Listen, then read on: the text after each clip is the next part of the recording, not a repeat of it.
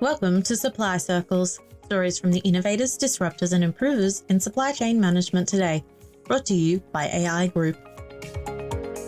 Hello, I'm James Scotland. Welcome to Supply Circles. I'm coming to you from the Yunganbar language region, and in this podcast, we ask the question, how can we in Australia create supply chains that are resilient and sustainable at a time when we are implementing the challenges of the 3Ds? You know them. Digitalisation to keep up with your peers and your industries, decarbonisation to meet your legal requirements and targets by 2050 and in some states 2045, and ongoing disruptions, which come in many shapes, not only global pandemics but also industry disruptions, product disruptions, logistic interruptions and challenges, global inflation, and so many more. Each fortnight, I delve into different sections of the end-to-end supply chain. I chat with fascinating and interesting people, and we try to have a bit of fun along the way. Today, I want to get back to basics. I want to address our fundamental thesis of building resilient and sustainable supply chains. And to help me unpack these issues, my guest today is Adam Blake, the Joint Chief Executive of Blundstone Boots, a man who has been on the inside of the issue for decades, first as an advocate and educator in a business approach called Business by Design, and now as Joint Chief Executive of one of Australia's truly global brands. I'm keen to get his insights and to hear what he has learnt from the front lines over the last few years. And I'm keen to hear what he thinks is ahead. I'm keen to find out how we build resilient and sustainable supply chains. So hello, Adam, and welcome to the show. Good morning, James. Great to be here. Let's start at the obvious. You are Joint CEO of Blundstone. What is Blundstone? Blundstone is a 153-year-old family-owned footwear company that is headquartered and always has been in Tasmania. It was started with a very simple mission by John Blundstone and Sons, which was to make things that people need and want on this far-flung colony of Tasmania. And we like to think we continue with a pretty practical approach to that. We've become, from our small beginnings, we're now very much a global brand, selling in over 70 markets around the world. Last year we sold over 3 million pairs of boots. We have a operational and global supply chain network that is around the world. Probably have a SKU line or a product line of around 250 plus styles every year going to market. And yes, we're really proud that we're able to manage this business from beautiful Tasmania. It's a story we must find out because this is fantastic. Are they just work boots? Are they? Because I think of Blundstone as the boots I wear when I'm at my brother-in-law's farm. They are magnificent boots, comfortable as all get out, and strong and resilient. And I don't buy many because they're so good. Are there any work boots, or are there other parts to the business? Yeah, look, we're more than just work boots these days. As a matter of fact, if we look at our sales globally, something like 65 to 70% of our sales globally are in what we call lifestyle. We get a bit scared of the word fashion. But we're still in Australia. We're still very much a work and safety brand or an industrial brand. But overseas, you'll find our brand identity is much more known as a lifestyle, leisure, fashion brand. So that's been a really big change for us, and it's obviously created a lot of change in how we've had to understand to lead our long-term business strategy and who our consumers are and what sort of products we need to make. Yeah, there's a lot to unpack there. I'm going to be disappointed we have only 3/4 an hour or so. I've got to start back at you, though. You're the joint CEO or the co-CEO. That's an unusual arrangement. How does it work, and how did it come about? Just talk about that for a while, if you would. Yeah, look, I think it's unusual, but it's not completely uncommon anymore. A very famous Australian company called Atlassian has two CEOs. So did SAP, by the way. So, something in in that sector, they seem to get by on two CEOs. Sorry, I interrupted. Yeah, no, that's fine. I think for Blundstone, you've got to remember, as a family-owned business that's multi-generational and lasting hundreds of years, safe hands is pretty important. And we have a lot of trust in our people, and we like to develop our people and recruit from inside if we can. So that's one of the fundamental tenets of the business. So myself and my co-CEO, Daryl, we were both inside the business and got appointed together. It was also just as COVID was hitting, and I think the owners and the board, our previous CEO, who's now the chair of the board, probably saw that it would be a very tumultuous time to try and bring someone in from the outside. And I would like to think as well that Daryl and I, we both have very different career experiences and knowledge sets. And I think they saw that as the business is getting much bigger and more complex and more global, that having a very complementary set of skills put together was probably a mark for success for where we're at as a business. Doesn't mean it'll be our model forever, but at the moment it's working, and the board very much consciously chose to go that way. When I did my training in organisational behaviour and structure, and with 10 years or more of consulting, it is, it used to be an anathema to have two leaders. You can't have two leaders. You can only have one. Yeah. And the other thing you never do is you may move your CEO up to chair, because they can't focus on directorship. Yeah. They focus on management. That's right. But it sounds like you guys make this work. Yeah. We're breaking all the rules, James. Yes, we're making it work, and I'm really proud of how that's happened. It was a long transition. So I joined the company originally in 2015 as the global head of brand design consumer engagement. Daryl has actually worked for Blundstone all his life, and came from working in the factory and the operational side of the business through. So then a few years ago, both of us were moved into being co-chief operating officers, and that was preparation for the runway to co-CEOs. Okay. Yeah, so I think everything is, again, as say in a privately owned business, succession's always a topic, and I think you're always planning for how to do it most smoothly.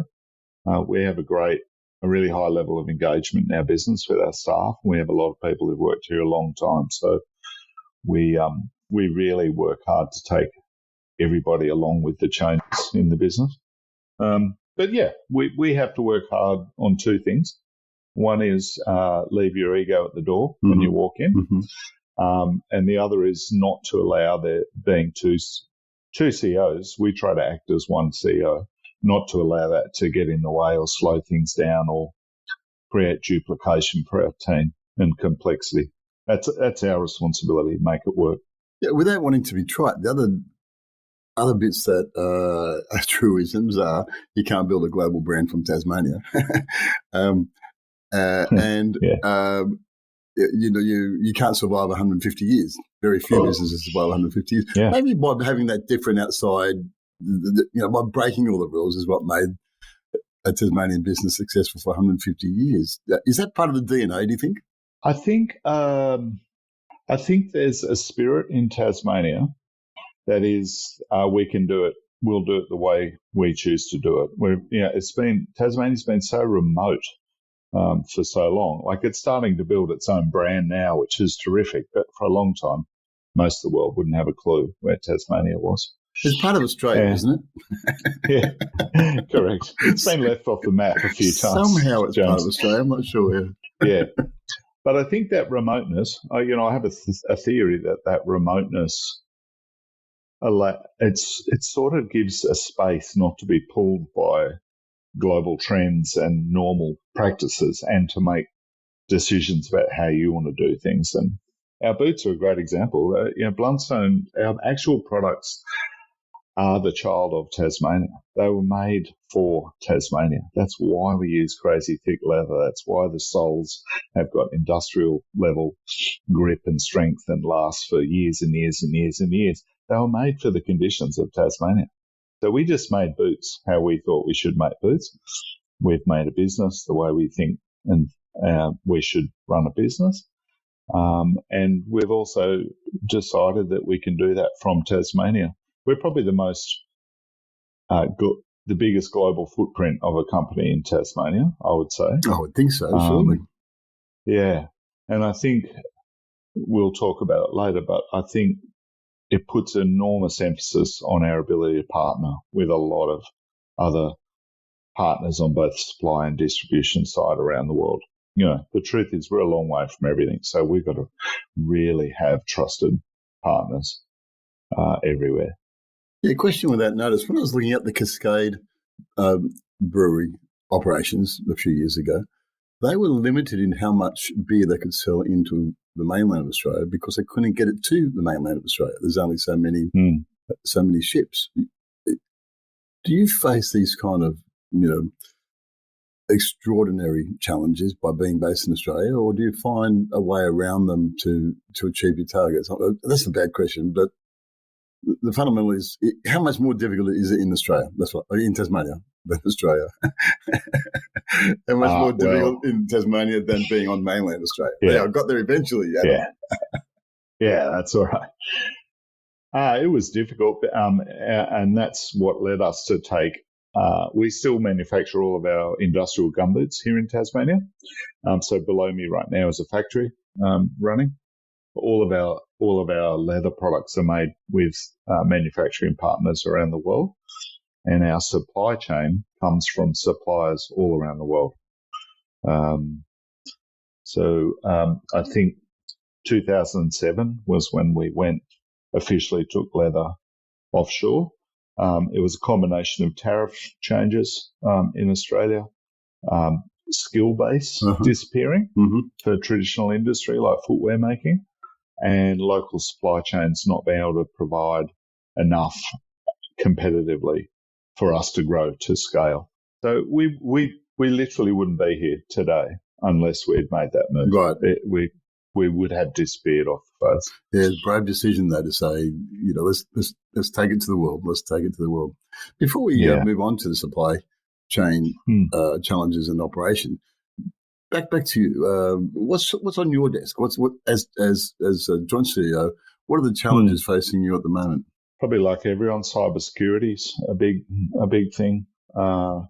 We have a very active and fast growing program that is constantly dealing with cybersecurity now. Obviously, managing inflationary factors has been pretty tricky particularly through the last 18 months. How do you manage to stay competitive, not in a marketplace, but also not where fast-growing costs? That's been really, really tricky. That's a very fine balance. We're doing a lot of work to try and we're a small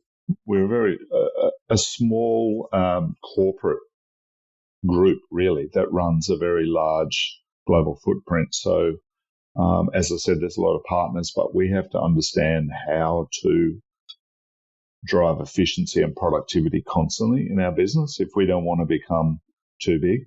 So that's a very current piece of work. We couldn't, during COVID, you just think about surviving. Now we can sit back and think about efficiency and productivity that will fuel the next stage of growth. Brand growth globally. We're opening up more countries. How do we position the brand right?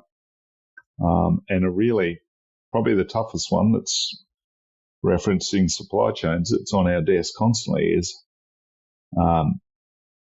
we're a self-funded business, so trying to manage the supply side and the timelines required and the planning required on the supply side with the dynamics of fast-moving demand-side markets, it's really hard.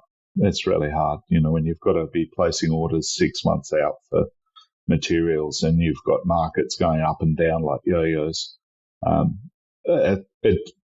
We spend a lot of time looking at how our forecasts and the inventory of raw materials and all sorts of things. It's just a constant piece of work since COVID started, I think. Yeah, I know very little about the apparel industry, but I have read Two Dogs by Philip Knight, the guy who started Nike, and I on the weekend, just by coincidence, I was reading the biography of the Rip Curl brand. Rip Curl started on the beaches of Lorne at the same time as I was on the beaches of Cronulla, so I felt an affinity there. And when they described their disgraceful past, it resonated. But both of those books spoke of something that you and I have addressed over the years, which is growing to death.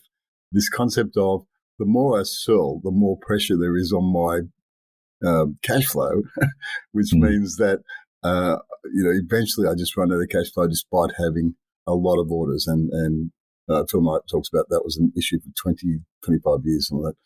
Every month he's trying to figure out how he's going to keep his suppliers happy whilst trying to get money in from sales. Is that an issue for you? I'm sure it must be around the world. Well, it is, and particularly when you're self-funding your business too. The cash. Well, that was Nike's problem, of course, because until they went public, they just didn't have anywhere near enough cash. Yeah, we're studiously proud of the fact that we managed to be a 100% private company. But yes, it just means the holy trinity of your sales forecast, your cash position, and your inventory are something we have to constantly be on top of. We just can't afford for that to run out of alignment too much. And we're obviously one of the challenges for Blundstone now too is that we sell, as I said, we're probably selling something like 70% of our products that are classed as a seasonal autumn-winter boot. So most of our distributed markets and our leisure or lifestyle markets are in the Northern Hemisphere, and it's very seasonal. So we've now got 70% of our volume being demanded in a very short window. So it's a very, very lumpy cash flow then. I mean, that's just, man. It's lumpy cash flow and it's a lumpy supply side. So we've got to work really hard with our partners on both sides to try and do our best to smooth where we can. It's not possible. At this point, we're still very much seasonally based on the lifestyle. Thankfully, work and safety is an all year round element. So that part of our business is a nice constant all year round in Australia, New Zealand. Then we're starting to sell more in Canada, US, Israel in terms of work and safety. But so that's good. It's good to have that balance between the two different categories because it's really hard for us on cash and for our partners on the supply side to work with a very spiky annual program. Do you sell thongs or sandals? Because I've been to Bangkok and seen the Bangkok work boot in play. Don't answer that, perhaps. No, but yes, it is one of the things you have to look at is can we extend across the full year? We've certainly been creating more spring sort of collection products, and we've also been pushing a bit into winter because you imagine in Canada a winter boot has a pretty serious meaning. So we've been trying to push in that direction a bit too to occupy more space and spread our season out a bit. So yeah, it's just one of the complexities of us, and the bigger we get with those ebbs and flows get bigger. I'll pick up a bit more of that later on. Just staying with your role. When we were in COVID, we were basically just trying to manage inventory. Really, a large part of it was matching up the changing demand with inventory that was hard to get through to disrupted logistics. And from that evolved this focus by supply chain on risk management. The supply chain was where your risks were. Identify the risk points and make sure you manage them. It sort of led towards just in case rather than just in time and those other things. But the conversations I'm having and the stuff I'm reading around the world is that now supply chain managers are back focusing on efficiency. It's back about cost control. because cost has just all of a sudden jumped to the forefront. It's got a bit to do with a war in Ukraine. It's got a bit to do with fuel prices, but also inflationary measures all around the world. Is that also lumpy around the world, or is it just a pressure across the whole business? It's a pretty consistent pressure at the moment.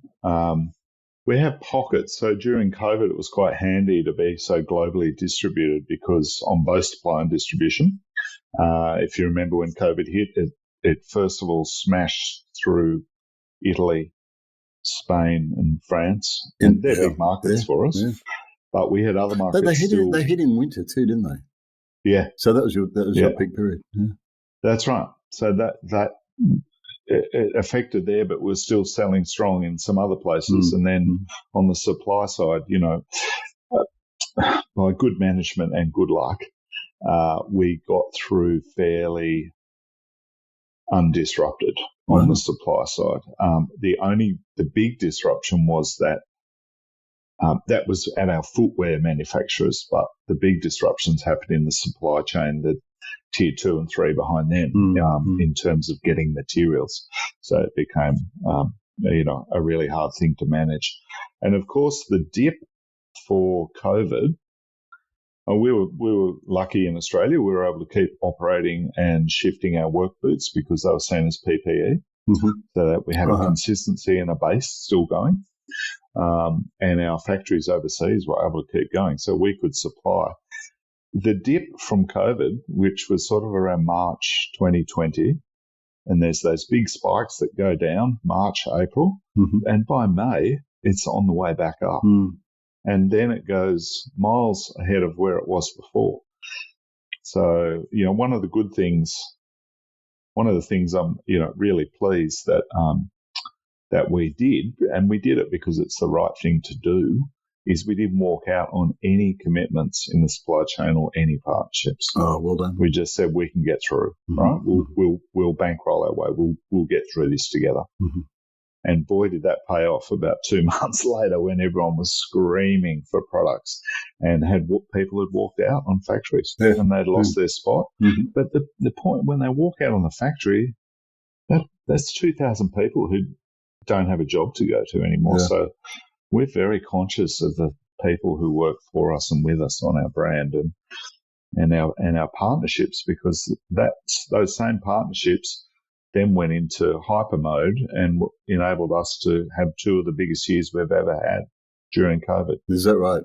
Yeah, it's all about relationship supply chain, isn't it? Yeah. And sometimes you have to go down multiple layers. You just can't just deal with the ones you talk to. You've got to talk to your suppliers, but also talk to your end consumer as well. Tough times. Yeah. What did you personally learn from all of that? Did you learn anything about yourself? Well, it was really good to have 2 CEOs during COVID, let me tell you. It was good to share the pain. Because it was like managing in the dark. You really didn't know what was coming or where you were going. So that certainly forged our joint CEO relationship. Well, it was either going to break it or make it, wasn't it? Yeah. Look, I think the other thing is, I suppose you learn the sky isn't completely falling in. Now, I know some businesses didn't last, so I'm saying that with some circumspection, but for us, it's very easy to get sucked into the worst. And actually, when we sat back and we learned very quickly, just got to sit back and look at what's actually happening on the ground. Because you've got this world of noise around you from media, and your own staff are worried sick about what's going to happen. So, one of the first things we did, thanks to our owners who told us to do this, was as soon as COVID hit, the first thing they said is, you're going to tell everyone no one's losing a job at least for a year. Yeah. First thing we did. And that just calmed down the place a little bit and made people feel, okay, outside of work, it's mayhem, but I know I've got a job. And as I said, we learnt that the strength of partnerships was actually, it probably showed us and taught us, it amplified that our whole business model is built on partnerships. Because when COVID hit, we've got partners on the distribution side who are investing a lot in our brand and are buying a lot of stock from us. We've got suppliers investing a lot in making our product, in machinery, people, raw materials. We just realised that we have to work this as a partnership model. Our actual fundamental business is a partnership model. That's to everyone listening. Listen to that. That's the key, isn't it? Your business is a human endeavor. It's a bunch of people working together, using tools, using resources, using AI. But it comes back to people, and you need partnerships for that. Great message. Yeah. During COVID, we saw an explosion of online business, people buying things at home. They were stuck at home, so they started buying. It's counterintuitive for a thong-wearing person like me to think of buying shoes while you're stuck at home. But do you have an online business, and how did that go? Yes, we do. So I can only really, I can talk about all of our partners around the world and their online business, but let's just take the markets that we run that directly. So Australia, New Zealand and USA, which are the three markets we run ourselves. In the USA, our web store generates about 30% of our sales in the USA. Just to give you a perspective of the scale of online buying in the USA, in 2022 at the Black Friday sale, which runs for 5 days because we give an extra day for some of our members, we sold 45,000 pairs of boots in 5 days. Wow. You can imagine how the warehouse and customer service, what that means for them. It's a nightmare, but it's terrific on the sales side. But it shows you the power of brand and engagement with consumer once you've got that sort of audience sitting. Now, we are still a fledgling brand in the USA, and that's what we can do online. So for us, it's obviously in Australia, we're starting to grow a lot more online, but we only sell the leisure or lifestyle products online here because we've got such long relationships with our work and safety retail customers and resellers that we have made a conscious decision not to sell over the top of them. And that's because in Australia, we are still 90% a wholesale business. So we have to remember where our bread is buttered and be careful when you're doing online. But it's incredibly important. As you guessed, in your fit is an issue, returns are an issue, exchange and refund, all of those things. It comes with a big resourcing ticket to do it well and at scale. And you have to spend handsomely on getting eyeballs to your site and spend handsomely and constantly changing your website to improve the consumer experience and get them to convert and buy as smoothly as possible. But part of the customer experience is what you were saying before. Part of it is that last mile delivery. You've got to have good distribution structures in place, and they've got to be timely. If I buy them now, I don't want to wait 3 weeks to get them. And the other one, I'm thinking of America here as well. And the other one is returns. If I get them, I don't like them, I want them back to you straight away. So you've got to have this reverse supply chain in place. Yeah. I know that many companies have struggled with this. Has it been a challenge for you guys? It's a massive struggle. I think you just have to accept it's part of footwear online. I mean, just think of if you go into a shoe shop, how much you sit down and try shoes on to get the right fit. Online, our best customer is someone who already knows their size in Blundstone because they're away. In US, there's an average of about 30% return rate in footwear. Now, the best thing we can do is accept that. That's expensive. It's expensive because you're paying for it twice now. But accept it, build it into your cost structure, but also build a really smooth process that means you don't lose that person when they send their boots back. So we're really working hard at the moment on not just refund, but how do we allow for exchange? Yeah. How do we set up? We've built a whole lot of assets around finding the right fit for you with our boots. How to make sure you get, because the last thing you want is someone to have a bad experience the first time they slip a boot on. So if they do, let's go into overtime and try and hang on to that consumer and not lose them. But it's a real issue. It's a real issue I think clothing might be similar, but not quite as sensitive. But footwear is absolutely a fit thing. And, I think it's just part of our business. The fundamental point, though, is that if when you're buying online, you're buying on this promise idea of you will get to me the product that I want. And it may take 3 or 4 goes because I'm dumb, but I still need you to solve the problem for me, as you might do if I was in store.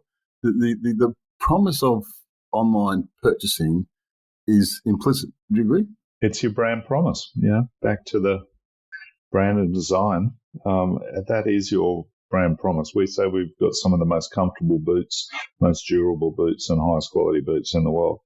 When people get that, you're really hoping that promise translates as they open the box and put that boot on for the first time. But inevitably, there's going to be issues with it. So you've just got to focus on making the experience as smooth as possible. The other ways you can try and set up, there's much more of this since COVID. We're seeing people wanting to go back to shops. So there's this omni-channel thinking starting, which is how to make it really smooth between a shop and online. Make sure that experience of the brand is consistent. Make sure they can work together. There's even models where a supplier brand like us and our retail customers can work together to share the revenue of sales and all sorts of things. So you can have returns happening at a shop where someone can sit down with them and make sure they fit them with the right pair. Yeah, right. Rather than this online thing and waiting weeks and looking at multiple ways to deliver the promise. Absolutely. Makes sense. We should move on, but before we do, you said I think 35,000 sales in 5 days. 45. 45. Yeah. And if Black Friday is at the beginning of Northern Winter. End of November, yeah. So it's just as going into the heavy part. So it cleans out your warehouse at the time that you're going into your major sales. What? Oh, that's all right. They've got a stock model built for that. Is that right there? Actually, the harder part is what it does at the warehouse floor. Because if you've got a warehouse that's generally for the rest of the year built around single picks for website throughout the year, because we do 30% of our business, but 30% of that business that we do online, close to 30% of that is done in the space of about 2 weeks. So it's very hard having a warehouse that's built around wholesale and one that's trying to run with single picks at 45,000 in 5 days. That's crazy. Yeah. Your warehouse managers just must. But we're doing it. Yeah. We're doing it. Black Friday must have different meanings for different people, and warehouse managers aren't a big fan of it, I'm sure. Yeah. It's pretty tense time to go to the warehouse, let me tell you. Yeah. Let's go to a break. Before we do, did I see that Blundstone sponsored for a little while a V8 supercar? Was it? It seemed like a natural fit for me, assuming that V8s are those sort of working man's kind of sport, and you've got working boots, safety boots. Was it worthwhile? What's it like? No, just a vague question about sponsorship, I guess. No, we felt it was a natural fit. We have moved on from that sponsorship, and we actually have what's called the Blundstone Arena down here in Hobart, which is a cricket and football stadium that we sponsor. And we've actually, I'll try and cut it really short, but as a family business, we have an ethos of giving forward. So we invest in causes and sponsorship often around the next generation. So we actually sponsor a young racing driver from Tasmania who is racing in Europe now with Mercedes, Alex Peroni. And so we decided we wanted to support our sort of longevity in racing, but focus in on a really talented young kid and see if we could really turn the dial for him. I will assume then that when I wear my Blundstones in my Mercedes, it's not as as sacrilegious as it sounds like. Not at all, James. Our tagline is "Everywhere life takes me," and that's what you can wear Blundstones everywhere. I like it. All right, let's have a break. When we come back, we'll talk some more about business by design, if that's okay. I'm talking to Adam Blake from Blundstone, and this is a good chat. The largest Australian workplace changes in over a decade Underpaying workers could result in crippling fines. There'll be new rules about when a casual employee has the right employees will have the right to disconnect. Workplace laws are changing. Pay attention or pay the price. Safeguard your business with Australian Industry Group.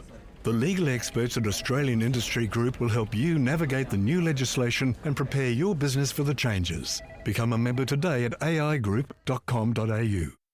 Adam, you and I first met each other years ago when you were involved in the ideas of business by design. And if my rattled old brain is still working, I think your point was that you focus your whole business around the consumer. The consumer is the point of focus. And since then, there's been a lot of discussion about how you design businesses. You're an expert in this. One of the things that comes up a lot is this idea of many businesses are just one up, one down. I'm looking to supply the person who's directly in front of me, and I'm looking to manage the supplier who's directly behind me. But organisations don't do that. Organisations exist to fulfil the need of the end consumer. So can you just talk to me a little bit about what you think business by design is, and how do you focus on the end consumer? It's a big turnaround for a lot of businesses. As you said, I've referenced when I worked, with the program through the government, working with businesses, which is how I got to meet Blundstone through our business by design or design integration program. Most businesses are set up in a very, as you say, exactly as you said, one up, one down, or a very stage gate way of operating. We make things, someone goes out and sells them, that's that, puts a lot of pressure on sales, and it basically means you've got a tail, wagging the dog situation often. Remember, we were a manufacturer for 138 of those 153 years, so it's been a big turnaround, let me tell you, to become a global brand that's become brand and consumer-led.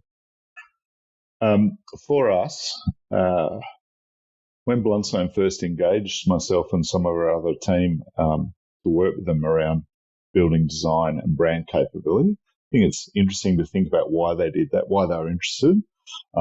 At the time, they wanted to understand how they could find insights that would help them innovate and find their own space in the market. And at that sort of blue ocean idea, if you just, we can make boots as good as anyone else in the world, but you can get stuck in a feature tweaking race, as I call it. Oh, they've done this, we can do that. They've done that. Yeah. You've actually got to find your own space. And so in a way, it was about where do we get those insights to tell us what to do in innovation and product design. And that was the beginning. And the other one was we had a lot of noise as we started to open up around the world. Our retail and distribution partners said, you guys have got fantastic product, beautiful, beautiful boots, but we actually need something more than the boots to sell. Right? We need a thing called brand, and you're this 150-odd-year-old business and you're giving us nothing. You're just giving us brown and black boot and telling us to go and sell it. So we realized that we were lacking in, I often call brand like the center pole in a circus tent. The tent was just being held up by the products, and the products have to fight so hard if there's no brand around them. And that brand story for us becomes what starts to draw consumers in as well. And then we got close. So because our business model is built around, as I said, essentially we're a brand owner in the middle of a very big value chain. So people could ask the question, why do we have to know the consumer? Why someone else can do that? But the point is, we have to know the consumer to design the products they want and need, which, remember, is how we started in 1870. We also have to know the consumer, so we're sending the right messages as the brand to bring people to us. So we decided that we had to rethink the business from a manufacturing mindset to say, actually, the business and the asset we're managing is a global brand. So I often say it's the golden egg, is our brand, is the golden egg that's being passed from generation to generation. So if that's our greatest asset, we have to know consumers intrinsically as well as anyone else in that value chain, because we're responsible for designing products they want and will pay good value for, and we're responsible for sending the right messages to the world to engage consumers. So that was a really big shift for us as a business. Are you saying it's more than just when someone was buying boots in Lyon in France, they were not buying Blundstone, a bloody good boot. They were buying something a lot more than that? Yes, I think now they're buying into the whole story. They're understanding we're the original Chelsea boot. We've been around for 153 years. We make the toughest boots. So they're now buying into a story and engaging with that brand story. And so the more the consumer engages with it, you become part of their own personal brand. So we know when I travel, this is how we came up with Every Life Takes Me. I'd love to say it was a $1 million advertising campaign. I'd love to say you paid me $1 million for it. Yeah. Every time I sat down, every time everyone in this business sits down on an aeroplane or goes somewhere, someone, do you work for Blundstone? Oh, let me tell you where I've been in my Blundstones. Oh, right? Okay. It's a real truth about our product because they last so long. People live experiences in them. So we want people to feel part of that brand that is Blundstone could be part of your life. Yeah. And so it sounds a bit esoteric, but it is how we've approached trying to create what we say is we have an inclusive brand. We want the guy wearing his mining boots to feel just as much part of Blundstone as a young 17-year-old female going to a music festival in Paris. Right? Those two people, we want them to both feel they can be part of Blundstone. Yeah, right. So we have to make it a story about what Blundstone stands for and that matches what people are looking for, not a story about ourselves. Mm-hmm. The last bit of the design journey was when I joined Blundstone. They said, great work, you've convinced us, design a brand, we need it. Come on in, join it. And in fact, you can lead it because we don't know how to lead that. That's not sitting in our business process, Matt. Where does that happen?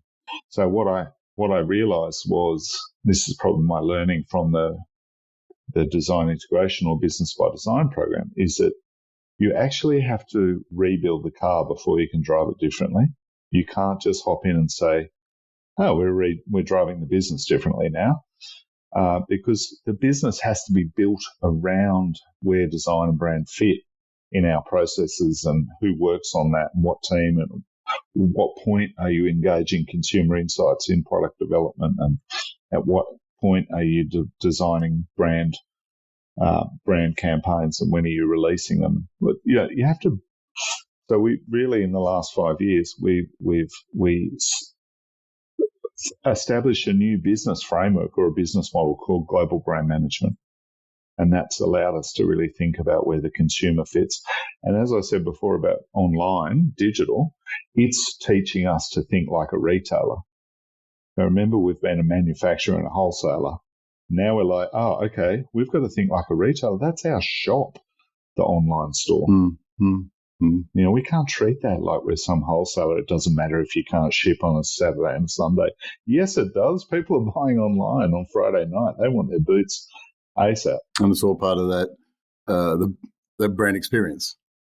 You can't separate you've really got to question yourself. So we operate We operate as hopefully a best-in-class wholesaler. We're a supply partner, and we're also selling direct on our online, and we're engaging consumers for insights. So I think the last 10 years for Blundstone has been stratospheric change from a company that thought of itself as a pretty parochial Australian men's work brand to a global brand that's now selling more in the lifestyle and fashion segments and probably has more women than men buying our product.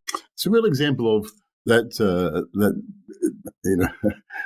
that assignment you got at uni saying, yes, it's been around for 140 years and that's part of the brand story.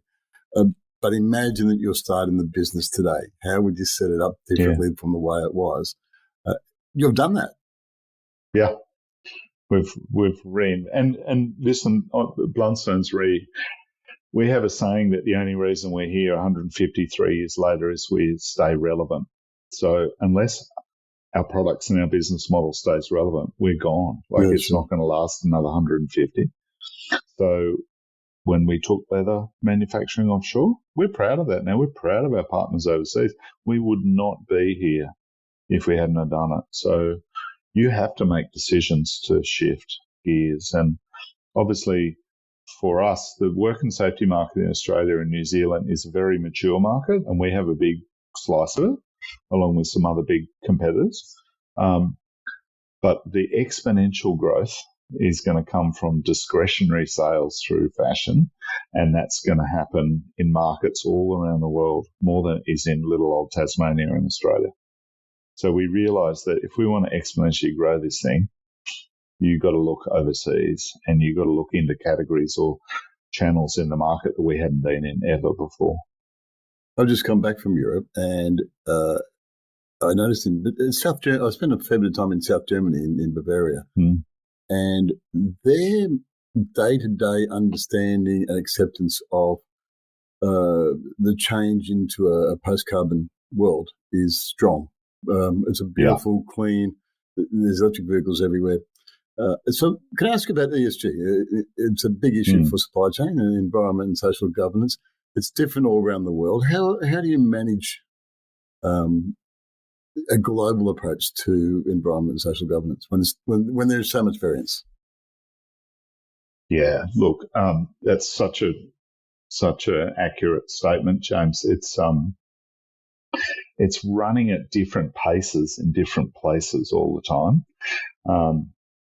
The same thing happened with sort of data privacy too. It sort of swept around different places, but we tend to try and pin ourselves to wherever the leading edge is of standards, regulation, etc. Because inevitably, a few years later, everyone's going to be catching up and running towards that. So when data privacy came in, we immediately pinned ourselves to the European standard. It was like absolutely painful, but we just realised if we didn't, we'd only be back there 1 year later retrofitting. It's so honest, isn't it? Do the hard bit. Do the hard bit. It's not nice, but it is what you need to do. Might as well tackle it. Yeah. You know?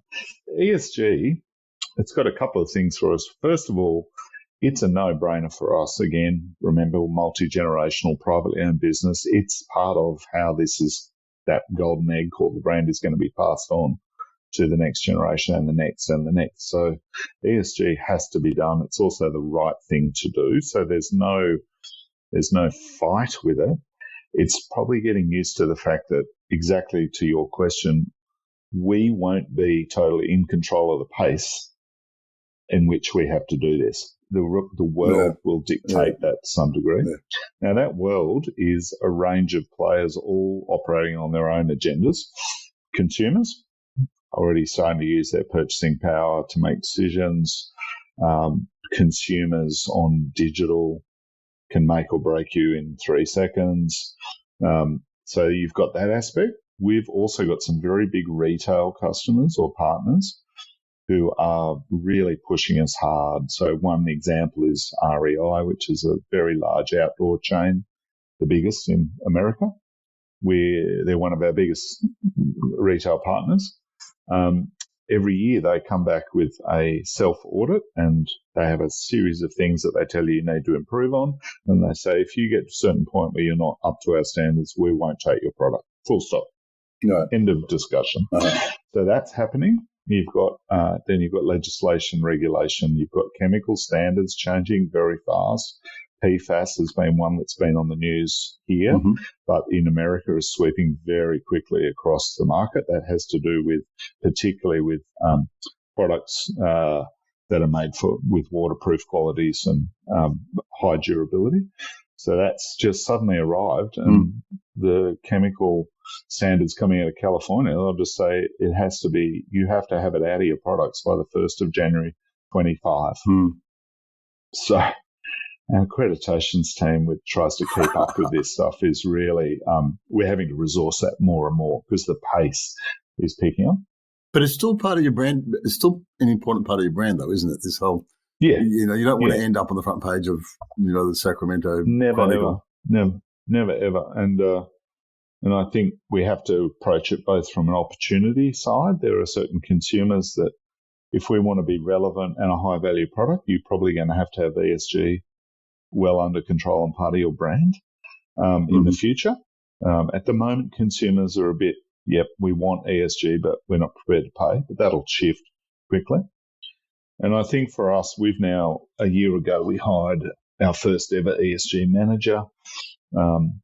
So we've got 3 streams sort of running. One is looking at our own business as usual and where we've got to shift gears around our warehouses, our sales car fleet, waste, recycling, travel, transport, lots of things.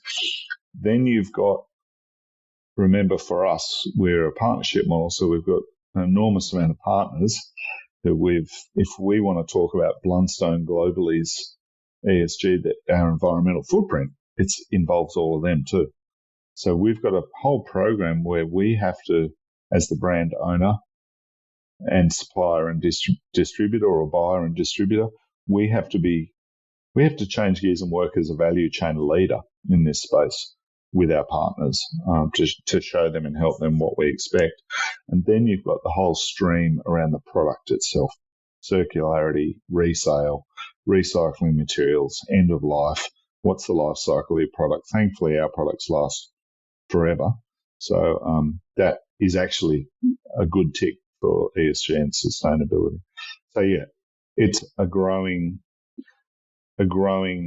program in our business, and what it'll actually do, it'll probably drive most of our product innovation for the next however long. Yeah. It'll be the lead input into innovation. In a recent podcast, I interviewed 2 professors, Melissa and Renu from UTS, an old stomping ground of yours, and they're specialists in supply chain and sustainability, and they were convinced that the future is consumers buying based on lifestyle and their beliefs. It's going to be value-based, personal value-based decisions. And the extension of that is digitalisation is your friend. So just to wrap up, is digitalisation your friend? I would preface it by saying, someone said to me recently, accolades to all the small to medium-sized businesses that have been able to change to digitalisation, because you've got to keep running business as usual while you fundamentally change your business. How are you guys going? You said it perfectly, James. It's the constant struggle for a business, and whilst we've got a big global footprint, we still are we're 140 direct employees. We're still quite a small business in that way, and we choose to keep it tight at the centre. A constant conversation we have is how much can the business carry at one time? What happens when you run? We just came out the other end of implementing a new ERP system. That's taken us about 3 years and was pretty much like throwing a bomb into the centre of the business. I shiver when I hear those words, because it brings back memories, And we got 4 different business entities we had to implement it for. So absolutely massive. So we have a very clear systems roadmap set out, but we're constantly going back to it and assessing how much can we carry at any one time, which of these products are going to pay us an efficiency and productivity dividend in the long run. So should we put them first in the chain? Which ones do we have to do? Like cybersecurity is non-negotiable. It has to be attended to. And the IT team is becoming a bigger and bigger entity. So the mix of what internal skills do you need and external skills, and therefore what's your budget to go with it. So, it's between that and ESG and BAU, that's three big balls to keep in the air, trust me. And that's what I said before, trying to keep all three of them under control, whilst underpinning that is lumpy sales and difficult cash flow. Must be good. Yeah, and fast growth. We've grown enormously in the last 10 years, so we've got all of that happening at the same time. Yeah. I could keep talking for hours. This is just fascinating. We should wrap it up there and let you get back to fast growing your business. One last question then. What's the next frontier, either for you or for the brand? Yeah, well, for me, it's the joy of living into being a grandpa and these beautiful little cherubs that you can hand back. all love and no responsibility. That's great. Finally got there, eh? Finally got there. Well done. Yeah. I think for Blundstone, we're really enjoying, stepping up into the global brand space, and we got a lot of love around the world. We got a lot of we have distributors coming to us now saying, we want your brand. So we see lots of opportunity ahead. The lumpiness is difficult, but there's lots of opportunity for us as a brand. We have a lot of credibility as a brand. The issue for us will be managing at what pace we can do it. That's all. Yeah. But we're dedicated. The owners are the proudest Tasmanians you would ever meet, and headquarters will always be here. In Hobart? Yeah. So I think for us, it's that's a given. But we now have a whole team of people who service the brand globally and service the supply chain globally. So, I think just constantly understanding at what pace we can grow responsibly and sensibly and not kill our team. Well, if you've got people coming, distributors coming to you and asking for the product, that means the brand story is working, isn't it? It's resonating around the world. What a great thing. Yeah, it is. It's a good thing, and I could not be prouder than work for such an icon as Blundstone. What a great story. I have one pair of Blundstone boots. Do you think that's the right number? No, because as you said, our boots last so darn long.